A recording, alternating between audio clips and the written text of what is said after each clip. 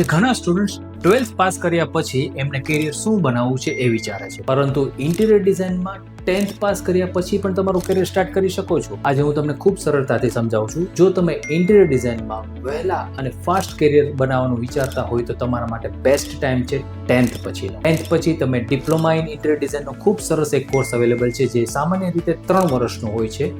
આ કોર્સની ખાસ વાત એ છે કે ડિપ્લોમા કોર્સ પૂરો કર્યા પછી તમે 12th ઇક્વિવેલન્ટ પણ માનવામાં આવે છે. એટલે કે જો તમે 10th પછી સીધો ડિપ્લોમા કોર્સ કરો છો તો તમારે અલગથી 12th કરવાની જરૂર નથી અને સીધા જ ડિઝાઇન ફિલ્ડમાં આગળ વધી શકો છો.